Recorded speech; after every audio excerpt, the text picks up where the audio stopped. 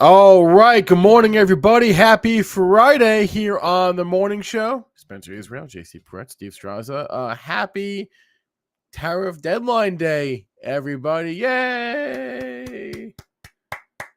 No, just me. Okay. We'll talk about that a little bit, but more importantly, it's the first day of the month. Monthly candles. That's always fun. And we had some really big earnings reports last night. I'm talking about Apple. Talking about Amazon, got some big ones. A lot to get to. It's Crypto Friday. We'll have Louis Sykes join us. We'll have Sean McLaughlin stop by. We'll have Alfonso pop in. We got a lot going on today. So if you're watching us on YouTube, you know what I'm going to say. Give me a thumbs up, please, and thank you. Here we go.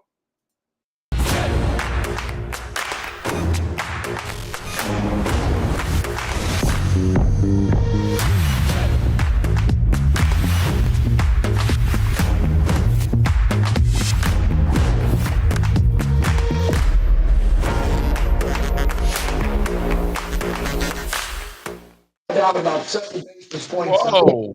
What was that? That was Steve's TV. Let's turn the TV on. I don't understand how he does that. What kind of serial killer watches basic cable television during the day, yet alone in the morning?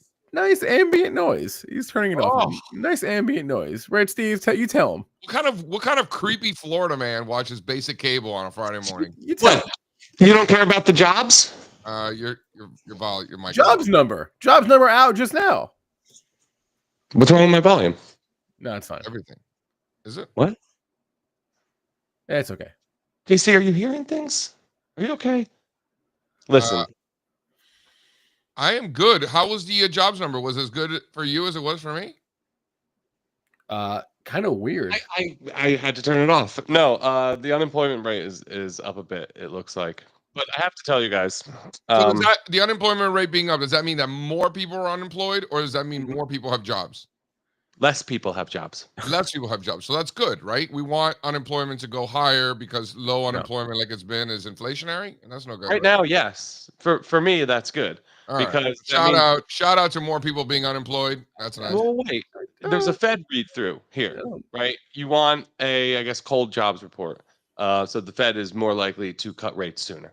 Sounds to me like Spencer's one of these people who wants more people to have jobs. Are you one of those? I mean, no, as a general rule, I think it's better for society if more people are working. But like everything in life, I've seen the math, and the math would suggest otherwise. If unemployment is too low, it's actually really bad for society. Maybe your portfolio. I wouldn't say no. Society, not my portfolio. I'm not talking my book. No, society. No. Strazza, you want to school this child? No. The robots are coming for all of us, and I think we'll be fine. We're an innovative bunch. We'll figure it out. Weirdly enough, shout out to higher unemployment. That's what we're rooting for. Weirdly enough, only 73,000 jobs added last month. I think you have to go back to COVID to find a month that. Yeah, and those numbers are definitely real, and they're definitely not going to revise that. It was a crap report. Market's selling off on it anyway. Happy Friday, everybody. Can we just can we just be grateful? Can we just be grateful that today's Friday? Fridays, Strazza and I are Monday kind of guys. We love Mondays, right? So as somebody who loves Mondays, Steve, how do you feel about Fridays? Is it a bummer that the week is over, or how do you feel? No, I usually miss the market on the weekends, and I'm ready come Monday morning for the weekend to be over. Enjoy my weekends. No. But this particular Friday, I don't like one bit. I bet on these Bitcoin bull flag situations yesterday using some short-dated calls, and see ya. That'll happen. See you later. I heard a great quote yesterday. Pax Trader, we met him in Chicago, if you remember. I'm not sure if you were there that night. We met him in Chicago. He said, "Right or right out." I don't like that. No, you don't like that. Wait, as in options, like right? As in like a trade, as in you're either right or you're right out. Oh, you know. Oh, that's good. Yeah, I get it now. I like that. You don't think that was good? There's some Yeah, there's some wisdom to that because the trades that take a while, sometimes you're better off having time stops. That's right. Listen, guys, I think Crypto Friday is canceled. I told Louis to go back to sleep. There's no point in doing it. These bull flags look Why are like we they're canceling resolving over. Crypto Friday? I don't. It's not. Do you have It's the canceled. authority to do that? I canceled it. Wow, Crypto Friday canceled. Yep. If that's not the bottom, I don't know what is. I think we got to be buying crypto with both hands. Wait. We're canceling Crypto Friday. No, Is my microphone okay? Yeah, you're good. You're fine. Wait, before we get to state of the markets, we should have set an over under. Yeah, although I had said $500 was the over under for Steve's Costco trip. JC said like 1,000, something like that. It was 804. What was it, Steve? 804. 804. All Yep. right, and that includes the membership. So actually, like 7 something. Right? Oh, with the so I did the basic membership. I didn't do the cashback one. So add 65 to that number because it's on the separate receipt. Right. So 870-ish. Yeah. All right.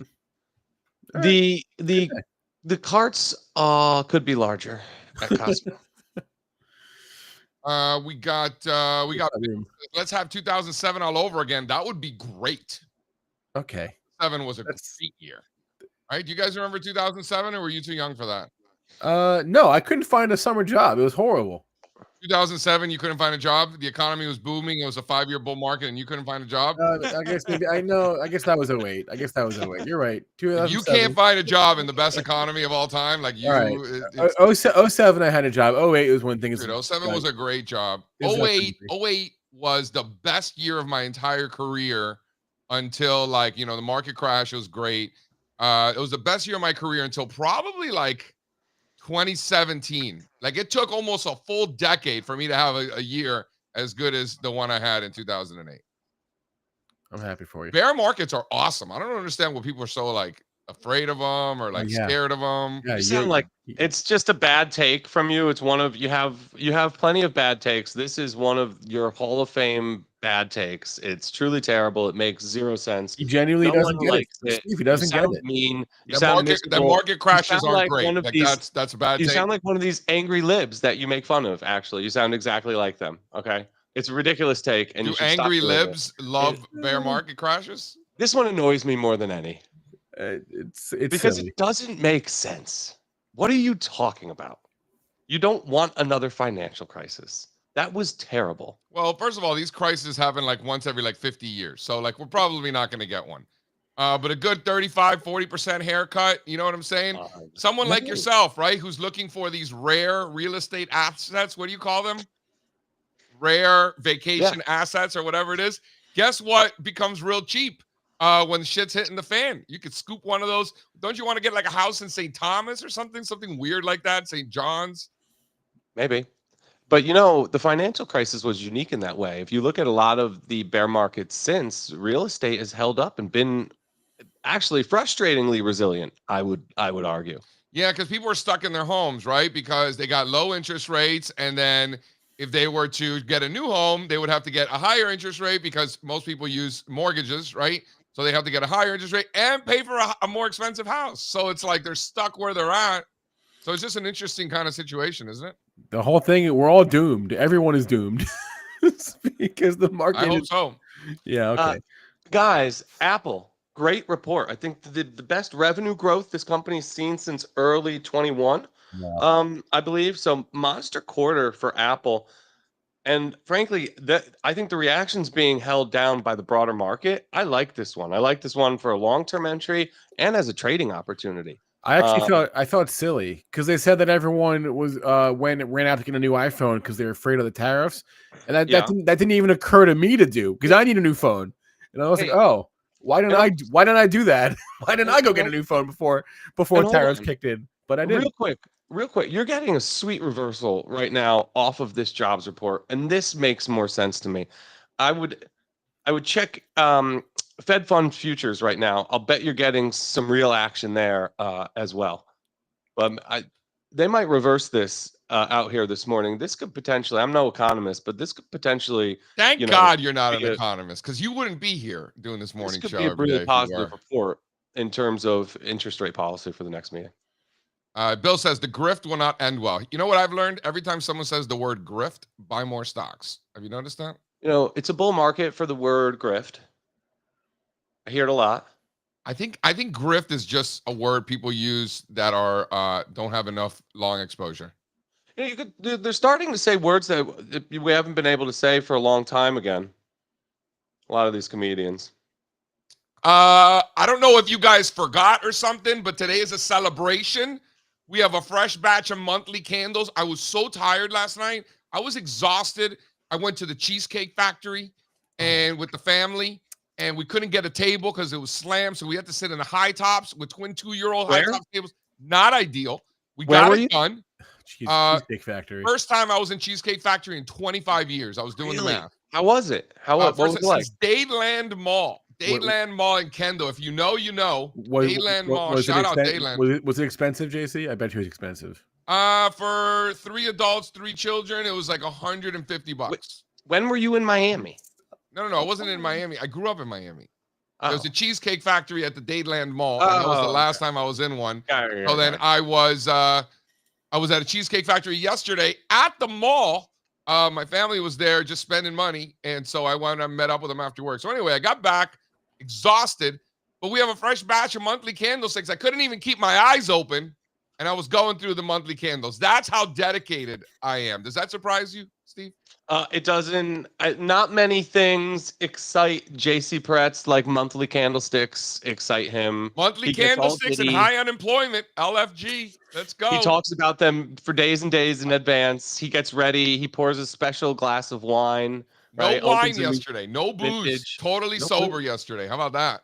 How about that? No Barolo with my monthly candles.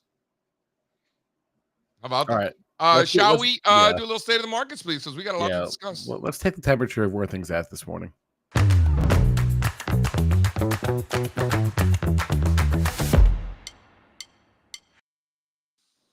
All right, Dow futures down 300. That's 44,000 even for the Dow. S&P 500 futures after closing the month at the highest levels ever, down about 0.75%. Down to 63 1/4. You got the NASDAQ down slightly under 1%. 200 points to the downside, 23,150 after closing the month at the highest levels in history.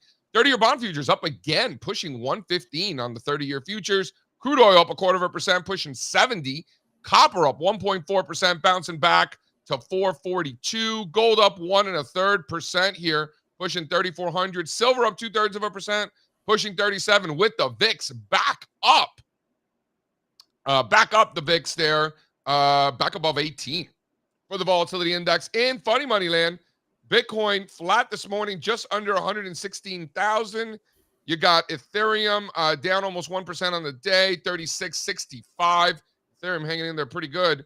Solana just under 170, down 1.5% on the day, down 4 or 5 days in a row there for the Sol. And that brings the total crypto market cap, Mr. Spencer Israel, to 3.72 trillion. How do we feel about this morning's futures, gentlemen? I feel like we're in a fast market. There's a lot going on this morning. As Steve noted, we bounced. We we were down all morning. Markets down, no big deal, but down about 1% when I got to my desk, and then you got the jobs report. Go down a little further, bounce off that. We're off the low. It's a fast market. It's an interesting market this morning. There's a lot going on. We got the tariffs. We got the jobs report. We got Apple and Amazon, and it all comes together, and it's interesting. Not every morning is interesting. This morning, very interesting to me. The broadening formation people are out in full effect on Twitter. Oh shit! Broadening formation. Is that a broadening top? Is that a what do they call it? A megaphone top? Megaphone. You know what I've heard over the years? What I've learned over the years? These megaphone tops are rarely that. They're rarely that. What's the other one? The diamond. Some people say the diamond's good. Isn't that like it's a megaphone to like a also right? The diamond top, also something that never happens ever. So whenever you hear diamond top or megaphone pattern, do the opposite of whoever is pointing that out is telling you to do, right? Worse than rising wedges. If you don't know what we're talking about. Worse than a rising wedge, correct. If you don't know what we're talking about, good for you. Better off. That's great. Yeah. So moving on from that, I think that the market is extended and a correction would make so much sense. And The everybody's market is kind of extended. The Dow Jones Industrial Average has made for it. 0 new all-time highs this year. You're saying it's extended, huh? I got charts. Don't even get What is started the with me. best? What is the Market's best extended. monthly candlestick for the month of July? Go. I haven't looked yet. Oh, I haven't we are looked yet. What are you doing- waiting for? We've had it. We've had this data for almost 13 hours. I was Haven't even working on. looked yet. I was What are you so actually busy. What are you doing? What are you so busy tell you. doing with all those kids you don't have? What are you I'll tell doing? you what I was doing yesterday after the close. I was paying attention to the Coinbase earnings report a little bit, looking into that. It was a little light. Didn't love it, but it's fine. I was working with the analyst team on a new scan for the best stocks of the month. So that'll be out today. We're running relative strength and momentum filters, and also combining it with the consistency of outperformance. So basically, we're going to show the stocks that outperformed the most trading days of the month of July, for example. So it's not just one that beat earnings, pop 30%, outperformed one day. Doesn't make the list, right? So we're working on top stocks of July. I was doing that. So no time for monthly candles. Maybe I'll get to it tomorrow efficient. morning. I want to take it back. That was good work, Strazza. Good work. What are the best ones? Are you going to let me know? Well, this one ain't bad. Highest monthly close for the S&P 500 and the Nasdaq 100 ever.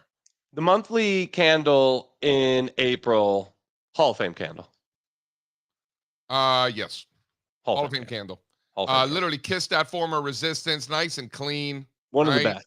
I mean, that is great American candle. So you think the stock market crashes from here, or you think it's just an uptrend? No, I think the market's like Teflon right now. I think they might buy this dip and flip it green today. To be honest, I think people are very ready for a correction because we're due for one. But I keep looking back, JC, to 2020 and the run off of the COVID lows. We barely stopped and took a breath that whole year. I mean, it was really crazy. And I think we could be in for something similar out here today. How do we feel about this right here, sir? What's more bullish to you? This breakout in European financial index, or the massive structural rounding bottom reversal in something like Citigroup? What's more bullish? Isn't it like a similar story? Like, I guess Citigroup is like one of the worst companies in American history. Different and it looks great. Though. And then yesterday in our analyst meeting, who was it that said, I think it was Alfonso. Alfonso goes, Deutsche Bank is the best of all the banks. I'm like, hilarious. What? Said no one ever? He didn't even know how funny he was being. He didn't even know how funny he was being. He was being so hilarious, Alfonso. Shout out to the Fonz. Like, shout out to the Fonz. He didn't know how funny that was, right? Like, but like for the rest of us, that's like head exploding, hilarious. So European financials, the ETF here, highest monthly close of all time. Is that historically bearish for equities? You just look at all these charts and it's like, where did they come from? They've come pretty far, pretty fast in a short period of time. Where did you come from? Where did you go? Slide. Here's a good one. Slide 5. Here's a good one. Do you agree that the market is extended, sir? I think this is extended. I think this just coiled and is breaking out of the continuation pattern. All-time lows yesterday for the Russell 2000 relative to the Nasdaq 100. Who's making a bet that yesterday was the low and now small caps can start outperforming? Who's going to make the bet that this $550 billion in market capitalization in a matter of minutes between two stocks, Meta and Microsoft, was that final capitulation? No chance. I don't think so at all. I'm not saying no chance, but I don't think so. I mean, it wouldn't make sense, that capitulation. That was pretty aggressive, bro. $550 billion in market cap in minutes? That's like a lot. No?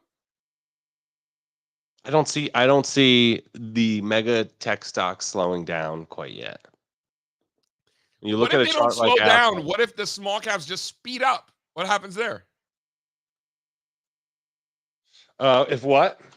What happens if the mega caps don't slow down? The small caps just speed up. Yeah, they would have to outperform. That could happen. I don't know. We'll see. I'm open to it. We're just not seeing it yet. I mean, look, small caps are just resolved a little flag to the downside. Slide Right. 6, please. Here's an interesting look. Here we got the broker dealers making new all-time highs. These Yeah. are the JP Morgans, the Goldman Sachses of the world, Morgan Stanley, all that stuff. And then look at regional banks. So when you talk about, in the Qs, we're looking at mega cap tech, but it's really like just a large cap, small cap situation. So there aren't any broker dealers in the NASDAQ 100, just an FYI. There is a beautiful coil in the CME group, which is a big component here. CME group, Nice coil in CME right now. Toy, like a Toyga. Really nice. Toy. It's just a great stock too. 2 more charts. I know we got Louis in the house. 2 more charts. Slide 7, please, sir. You throw that one there. Slide 7. What do you think about Denmark getting the shit kicked out of it? Down, making new 4-year lows for Denmark. How do we feel about that? I don't feel too much about that. Doesn't it make you happy that these fat people pills or whatever, the fat injections, like people are shifting away from that? No, it makes all Novo right here. I'll be completely honest, JC. It makes me angry because I remember last year being obnoxious when Novo was breaking down from a massive top at 100, and I didn't short it, just kind of watched it, and then we looked at it again when it was coiling a quarter ago. And it's another 50% lower. I mean, this stock's in free fall. So when's Lily going to follow? It's just I'm not going to short that one either. I have a problem. You have a problem that you don't want to short stocks that are going down?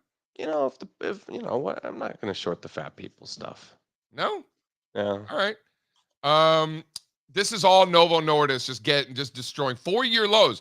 Think about it. S&P 500 and NASDAQ, all-time highs this month. All-time highs yesterday. Copenhagen index representing Denmark, new 4-year lows. Quite the divergence there, no?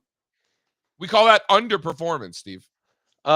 Just Europe across the board, not doing so good out here this week. And then I got one more, and then we'll bring on the Lou Dog. This one, really to piss off the gold bugs. Man, the gold bugs don't like it when I share this one. They get really, really sad. And like they say, like it's my fault. Like they get mad at me because gold price in Bitcoin is pushing down against new all-time lows. Like it's somehow my fault that I'm showing the facts. Like it's like, oh, JC, stop sharing so much truth. My ego can't handle it. I'm just such a sensitive little bitch that it makes me sad when JC shows the truth. Like that. This is real life. This is real life. But big gold pushing down against new all-time lows when priced in the old Bitcoin. How do we feel about this? I feel that it's unfortunate for gold that it's constantly being compared to Bitcoin in this way because they're just completely different games and markets. And I guess they're investing alternatives, fine, right? So I understand the ratio charts, but of course Bitcoin's outperforming gold, right? Outperforms everything. So how do we feel about the decision that we all have to make? We all make this decision, every single one of us, when we say, okay, I got this cash over here. I got to allocate it. And maybe I don't want to allocate more into stocks. I got enough. So I'm going to look elsewhere. Maybe some energy, perhaps some Bitcoin, maybe some gold, maybe treasury bonds, right? Like we all have these decisions to make. Young guys, older folks, somewhere in the middle, rich, poor, it doesn't matter. Like we all have these decisions to make. And imagine if the decision that you made was to own the gold instead of the Bitcoin. How do you feel about that? To do, to just pick one, I don't think many people are doing that. Yeah, that would have been unfortunate. I know the precious metals that I have certainly underperformed my crypto exposure by a long shot. So fortunately, I don't have that much precious metal exposure, but the little that I do, it's frustrating, it's frustrating because all of that could have been in more, NFTs or whatnot, It's tough. You got to own both. They're completely different games. I don't think of them.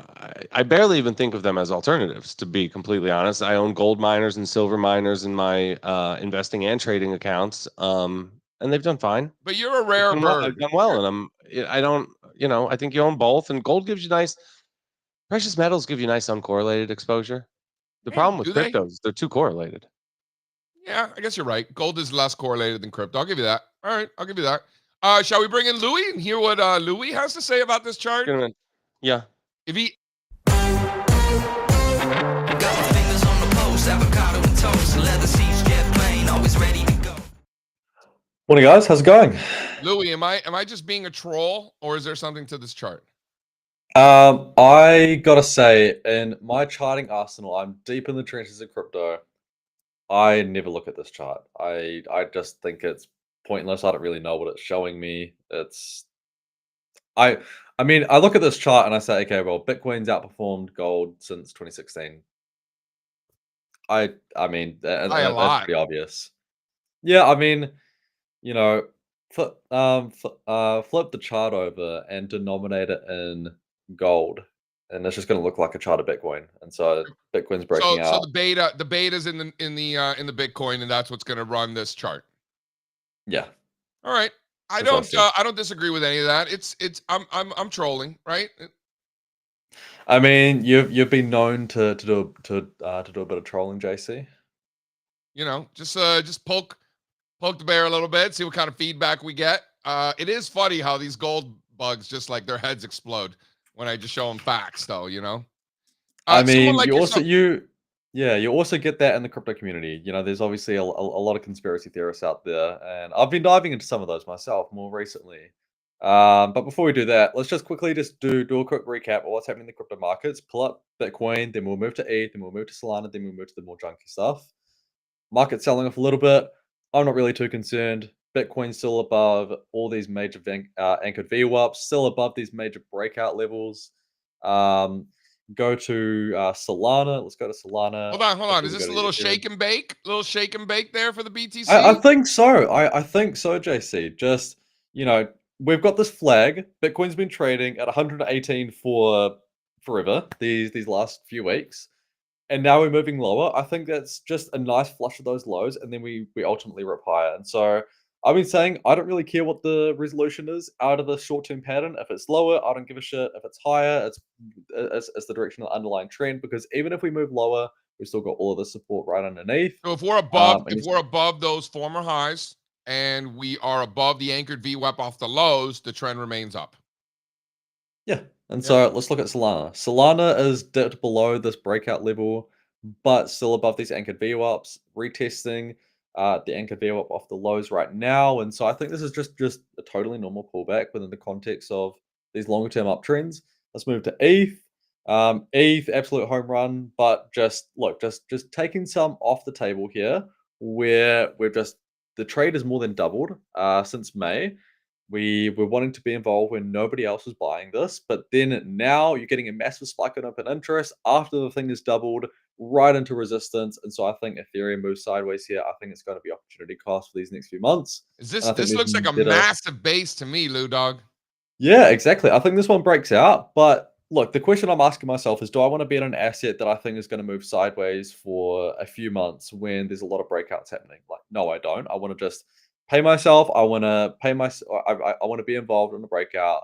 And so, let's talk about some of these. And so, I want to get your perspective on this, JC, because I'm doing a bit more fundamental work within crypto. I'm going deep into the weeds, so I'm not just trading the charts just as a pure technical analyst. I'm going deep into the weeds. I'm reading the white paper, and I'm trying to identify what are high conviction ideas to just absolute junk. And so there's a lot of technology and there's a lot of cryptocurrencies out there that just don't have any traction. They are just completely worthless. And you have a look at their white paper, it's just a whole bunch of marketing promos and just hype, and there's actually no real substance in behind it. And you can spot that if you just do the work for 30 minutes, because a lot of these cryptocurrencies are just so blatant about it. Obviously, if you're in the stock market, it's very different. It's It's very difficult to really identify what is junk within the stock market, just because it's a much bigger market, it's a much more complex market. But crypto, 90% of the shit that's out there is exactly that. It's shit. It's just stuff that doesn't have any real traction or technology. You can see that on chain, nobody is using it, and it's just full of marketing and hype. And so I've just actually been going down the watch list of all the lowest market cap coins on Coinbase, starting at 10 million, working my way up, all under a billion, because that's the fish, or that's the pond that I like to fish in. And I'm just doing the work, reading the white papers, actually doing the due diligence on the community, the on-chain flows. If it's just worthless and I can see that it's worthless, then I just move on and I just completely remove it from my watch list. I don't want to be involved in something that doesn't actually have any real traction. And so, what are your thoughts there? Because I know that you're very like you're very much a technical maximalist, but at the same time, there's these level of fundamentals that I think is a little bit different to the stock market. What are your thoughts there? Yeah, I mean, for me, I like to, you guys know I like to play with the toys, right? I bought land in the metaverse. I own some real estate in the metaverse from back in the day, and I've been transacting on DeFi exchanges and doing all kinds of lending and borrowing and all kinds of stuff just to staking and just to over the years, just to learn. I don't know anything. I don't play video games. I don't know anything about virtual reality, but I own the thing and I played around in the thing. Like, that was cool. Like, that's how I learned, right? I got setting up the Bitcoin miner to heat my pool. Like, that's in the process of happening as we speak. I got the Starlink. Do I need the Starlink? Probably not. I could probably use regular internet, but I'm using the Starlink again just to play with the toys. So, like, I do go out of my way. I love the fact that you've been reading the Worldcoin white paper. If you guys want to throw it up, Louis literally printed out a 170-page white paper and has been reading it. Tell me, look at there it is. There it is. He's been There it is. highlighting. This thing, guys, this thing is thick. It's 170 pages of just technical jargon about scanning retinas, and you're actually going to go get your retina scanned. So I'm going in 2 weeks, 2 weeks from yesterday, as a matter of fact, going to Paramus, New Jersey. There's an orb there, and that's the one closest to me. I don't think there's one in the city. I think I have to be in New Jersey. There's an orb there. I'm going with Phil Perlman, another friend of ours, and we're going to get our retina scanned, and we're going to get our 50 world coins. And so I kind of just want to see what the sitch is, like see what it's all about, what kind of experience I have. Maybe I'll buy more world coin, but the decisions of buying the coins are probably going to have a lot more to do with the chart itself.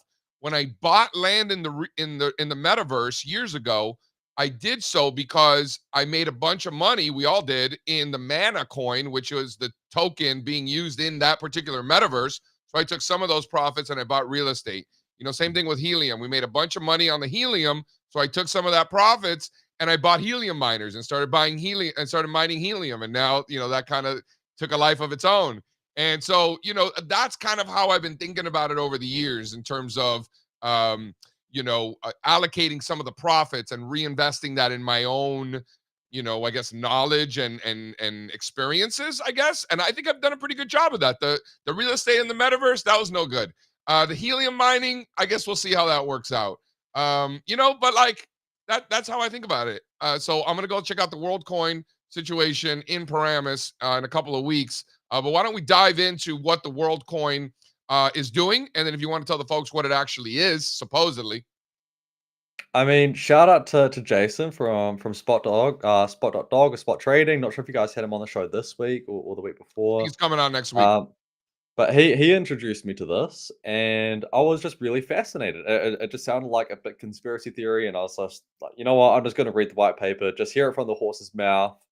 And what got me interested was two things. One, it's currently trading at $1. The all-time high is at 12, so that's a 12x move if it gets any level of traction at all. The second thing that really caught my interest was this was created by Sam Altman, who's obviously behind OpenAI, which powers ChatGPT. And so this is his response to the growing problem that is likely to ensue on the internet, where we're going to have more artificial intelligence content online, and it's going to be more difficult over time to differentiate who is a human being versus who is a bot or an AI online. And so the question is, how can we prove who's a human being? Because we're just going to get inundated with all this AI content. And so this is the potential solution where it's the very first proof of human protocol. And so it sounds very left field, but what you can do is you can get your retina scanned. And so Proof it's of the equivalent of humanity. getting, yeah, exactly. And so just like you get your thumbprint or your fingerprint, every time I come to the United States, you need to give them your fingerprint because that's how they can identify who you are. The iris is the better biometric way to determine you're a human being because it's more unique and it's more difficult to replicate. You get your iris scanned, you get assigned this world ID, and then you get given Worldcoin, and Worldcoin is essentially the token that powers the economy of this proof of human network. So very left field. I personally am not a fan. I think there's some issues with it, but this is why I'm going deep into the weeds of understanding what's happening with these particular protocols because I don't just want to be buying into the hype. I just want to be understanding what the actual narrative is, what the technology is, what the point of failures are, and then from there making a decision overlay with what's happening in the technicals. And so again, I'm with really Rachel. interesting Why do you stuff. need 170 pages to explain this? Great question, Rachel. Right there with you, girl. I But is mean, that necessary? a great deal of it was actually just explaining the technology of the orb itself, and so I didn't really care about that. I just wanted to care. I wanted to care about the underlying infrastructure and behind it. I would But just fit it into ChatGPT and it'd be like, "Yo, give me the cliff notes, TLDR." you know, No? I was thinking the same thing. But I mean, like I said earlier this week to you, I'm just trying to step back from AI. I feel like I'm getting intellectually lazy by over relying and outsourcing too much on AI. And so this is almost my direct response to that. Just like going on the other end of the spectrum is printing out 170 pages and doing the hard yards myself. I feel like there's no substitute for actually putting in the real cognitive load behind I that. mean, you're preaching to the choir. I mean, I look at all the charts one by one, old school. You know, I don't print them out like a maniac like you. You know, I use computers, right? But like still, you know, like I'm with you. By the way, I heard I was talked about I was spoken to about AI probably in 5-6 conversations yesterday that I had. Most of which Wow. some of these folks have never mentioned the words AI to me ever. Just an FYI. You know, Seems like it's getting a if I'm little gonna give bubbly. you guys just a little bit of a warning. So my generation, Gen Z, is it's just hitting them like a tsunami. They're just using it for the most basic of tasks. And so what started out as something that was really simple and just this tool to help them with research and work has morphed into something where they almost rely on it on their day-to-day lives, and they're using it as therapists and as coach and as coaches. And that can be really dangerous because it's an echo chamber. It basically just feeds your own bullshit back to you. And so now I'm seeing my older millennial friends and siblings and family members, they're beginning to use it. And now Gen X is only beginning to really tap into it. And so Gen X is where Gen Z was just a year or two ago. And so they're only just beginning to explore it. They're only really beginning to use artificial intelligence. And so I think just my warning, just as a Gen Z, just be careful with how you're using it, just like your phone, you know, these things can be addicting. And so just be very mindful about the usage of AI and not outsourcing too much of your cognitive load to artificial intelligence. Because that's where I think some of the danger lies. Louis Sykes, very mature, very mature. Great points here. Why, in case people are wondering, why is this the urgency, at least from my perspective, what the urgency of verifying humanity? If you want to just throw a few of those charts up, look at the new slides 15 through 18. We'll just go through these. These are just a couple of the scams that we've seen in traditional finance. What's happening is AI is pretending. If you want to go to this, look at this OST, just got absolutely destroyed. Go to the next chart so you can see they're taking like analysts, like these are like Goldman Sachs analysts, you know, famous celebrities, and they're creating fake ads and they're convincing people to be buying these stocks, and then all of a sudden rug pull and you get the complete crashes. You saw it in Austin Technology Group, OST. You saw it in Park Hobb Biological Technology, PHH. There's another handful of these. They keep coming in. So, you know, number one, these are great potential shorts, right? So great if you're on the short side. If you're on the long side, that's a bummer for you. But, you know, just kind of taking a step back and bigger picture, how do we avoid this?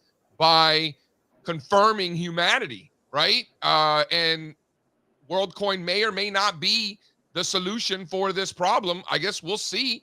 I'm gonna go next week and or 2 weeks from now. I'm gonna go check that out. But you brought another one, the DeFi app Home. Is this another potential solution? No, so this is one that I was just going down the list of all these low market cap coins on Coinbase, and I was just ticking them off. You know, is there actually something here? I was actually just removing most of them off my watch list because I just like, you know, this is actually pointless. There's no real traction. The technology itself is just worthless.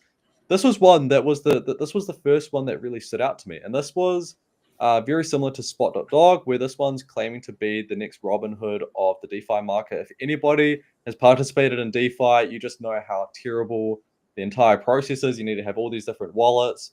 So with this particular platform, you can just load your card and then you can just buy some of these cryptocurrencies. And so I'm struggling to find any reliable metrics to tell me whether this one actually got traction. But there's a really there's a few interesting points with their tokenomics, where they're taking 80% of the revenue generated by trading fees on the platform, and they're then buying back the token with 80% of the trading fees. And so that obviously removes supply, and so it's drying up supply. It's a supply tailwind. They're also allocating 1% of the supply on Yap to earn. So people are competing on social media to try and generate as much attention and engagement about this particular token, and they're being rewarded with this token itself. And so that's driving a lot of mindshare on social media.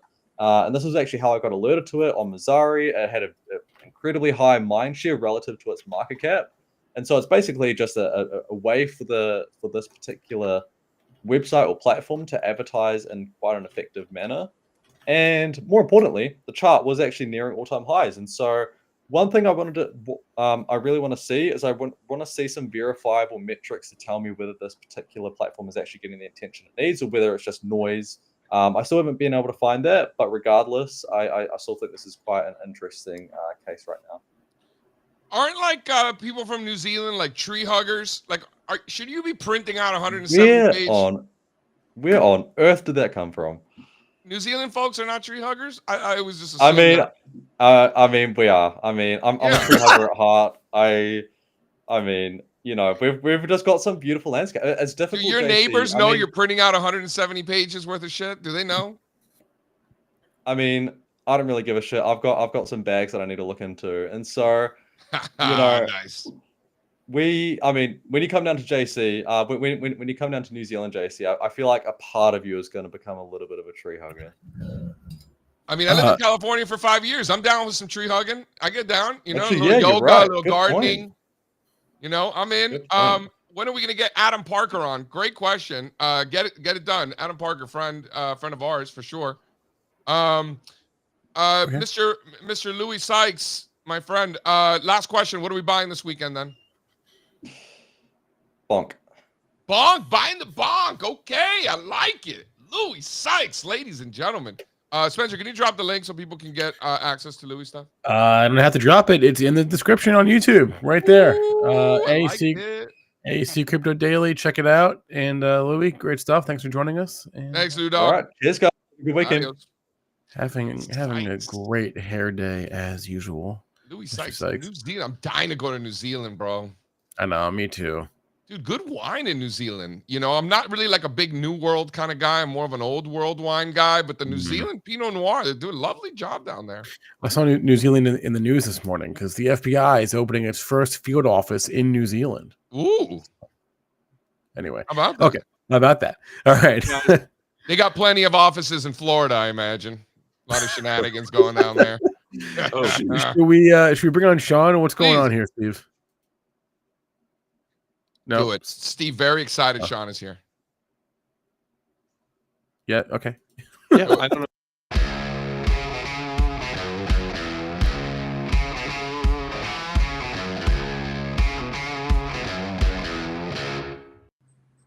Shawnee, baby! What's up, fellas? Live from the cottage. How you doing?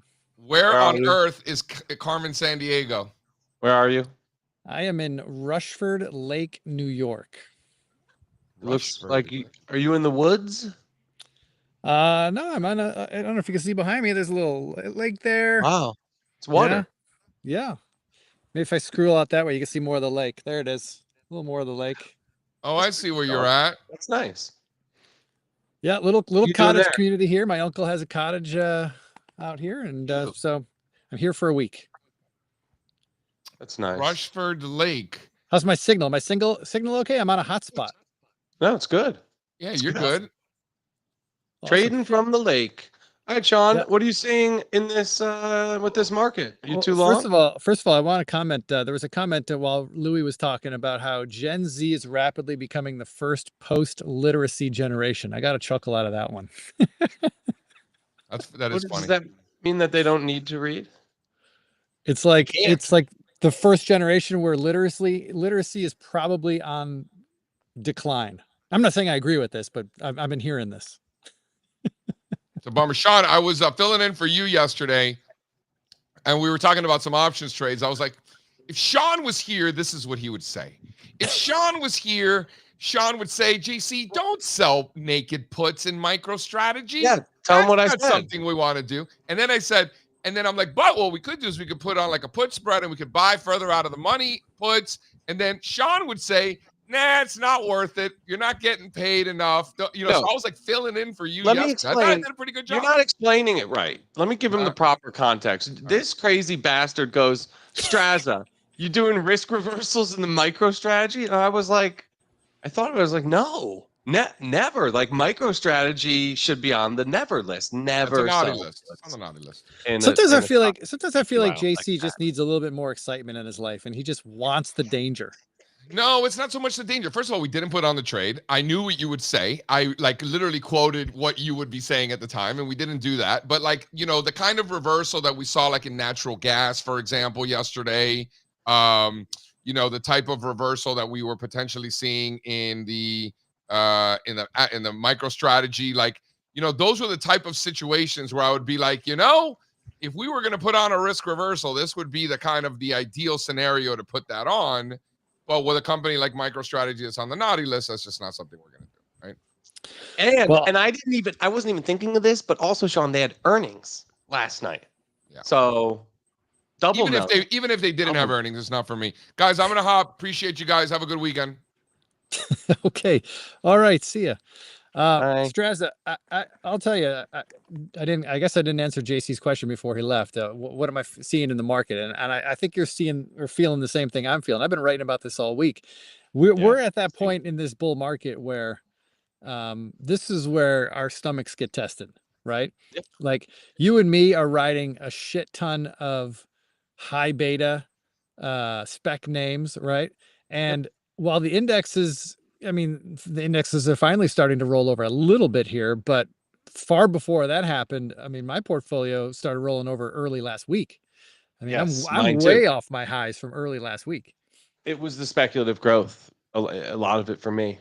And it feels to me that like, you know, the big caps that are reporting this week have in some way just kind of sucked up all the money from the market, and people are rotating out of the spec stuff, and everyone's piling into the big caps now. That's what it feels like to me. I mean, obviously we're seeing Apple down today, but Amazon down today, but man, it's I don't know. What's your take on that?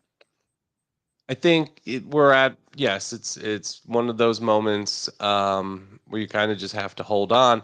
And for me, you've kind of at this point already chosen your fighters, right? You have your long exposure, and you should just do a lot of holding, you know. So I'm trying not to enter new trades here. I don't like the entries. A lot of the entries, Sean, that I've put on over the course of the past 2 weeks have failed.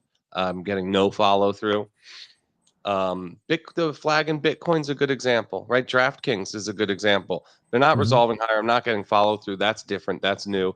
And then for just the past couple of days, we got 3 really good reports. Amazon was all right, but the other 3 were like sick, awesome.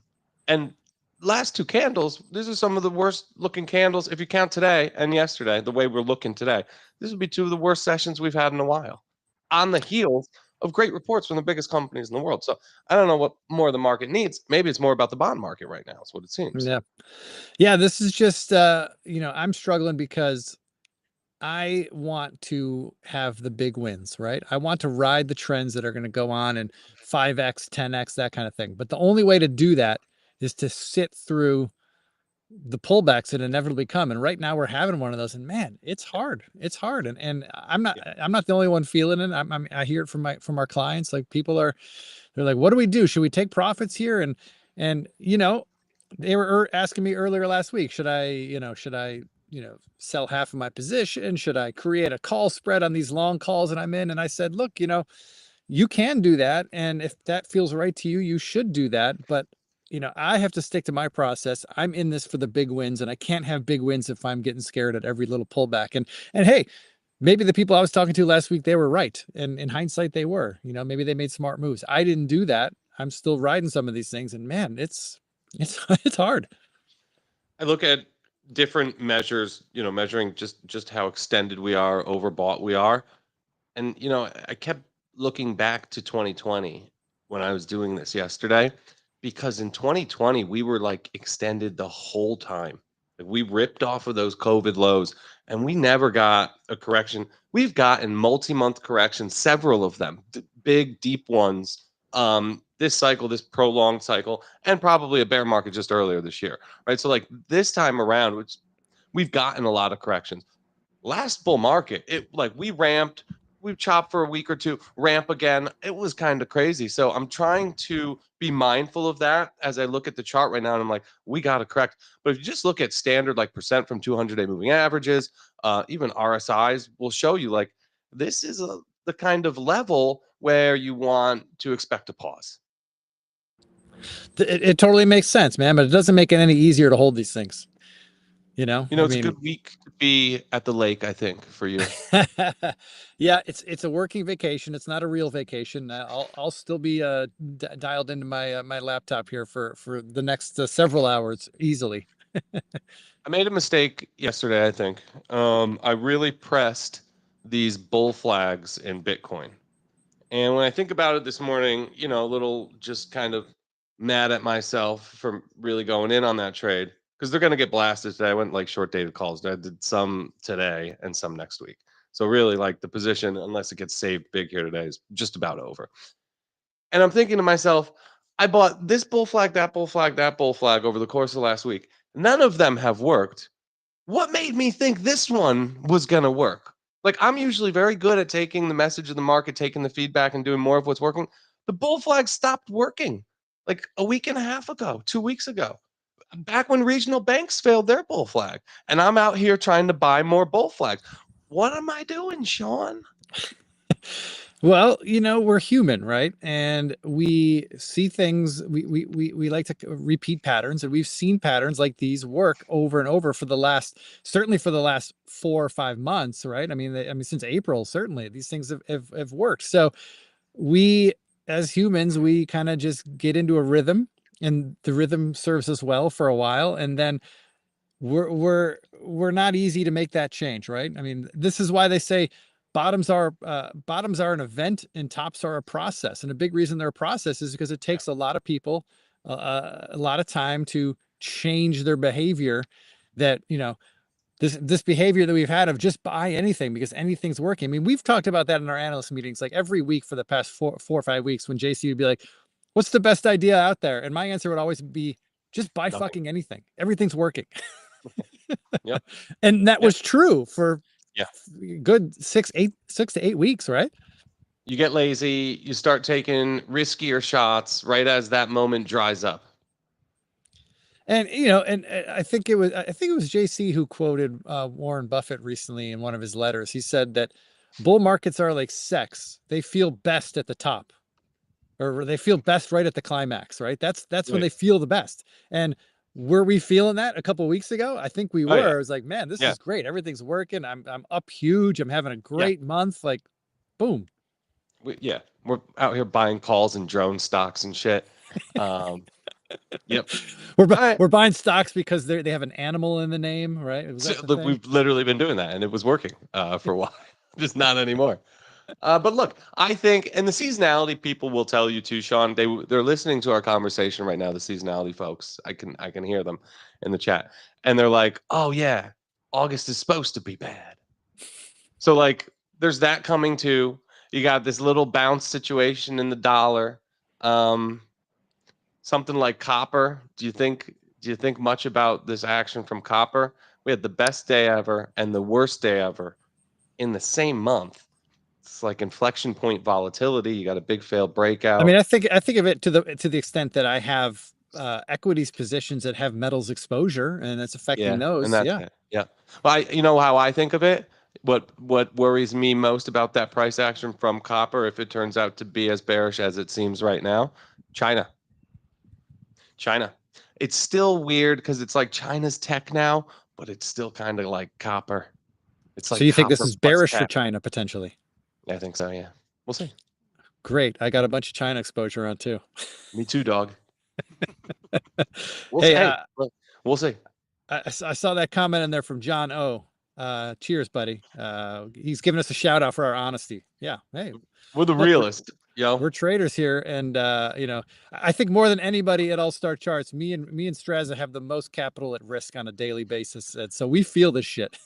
John, I was talking about you on my video yesterday, just saying the same stuff. We don't talk enough because you used to come on the show more. We used to do our own show and on Spaces. We got to chat more out here, buddy.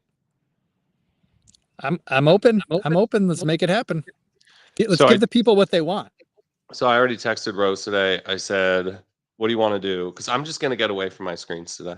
Like, there's nothing for me to do here. Like you're saying, I'm not gonna run out and sell stuff. I got what I got, and that's okay.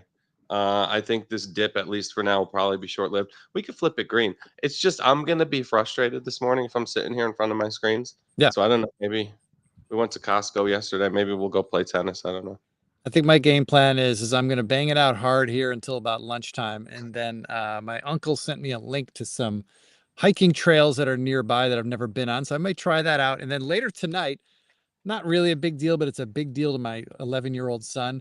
We are going to the Buffalo Bills open scrimmage at their stadium tonight. Oh, that's always so fun, though. My that's son, great. I mean, he's just excited to be able to go to see the Bills in their stadium and hopefully get some autographs. You know, of course, he wants to meet Josh Allen, you know, that whole thing.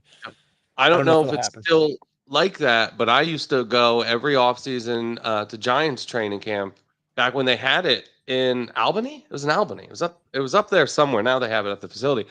But like the players are right there and you could get autographs. Like they're right there. Sick. Yeah, the Bills actually have a training camp not too far from where I'm at right now. They're like they train at like a local college. It's kind of weird, and it's like way outside of the city. Really? Yeah, but they're going to be at their actual stadium tonight for this scrimmage, so that's where it's all happening. And my son is over the moon about it, so we'll be doing that tonight. That's exciting. Okay, I got to answer some. That sounds awesome, Sean. How much did I end up spending at Costco? We made an over under yesterday. I came in under, and I'll tell you why. It was about $860 something if you include the cost of the membership. And the reason why is the carriage. Like, we really went for it. We were going to hit every aisle, but Sean, the carriage filled up and it was getting hard to turn. You know, the drinks are heavy. You had like cases of Gatorade and shit. And I said, I think we're tapped out, babe. That's it. So we cut it out. We cut the cord on it. So we'll have to come back. Yeah, Costco has taken a lot of our money, and I'm a little salty about Costco, and I only have myself to blame on this. You know that we talk about this from time to time on the show. We have the Costco police. Don't say anything bad about Costco in front of Spencer. Uh-oh. Well, you know, my family, we have a little investment account for our son, and we've talked about this on the show before about we just invest in names that we as a family spend money on. It's a small account. He owns like 1 and 2 shares of different stocks. Well, Costco moved into my community about 2 years ago now.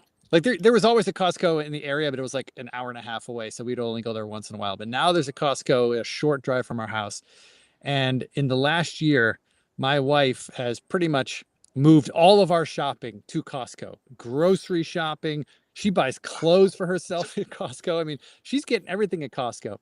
And I was too late to recognize that shift and then say, hey, for my son, like we need to invest in Costco because that's where we're spending like lots of our money.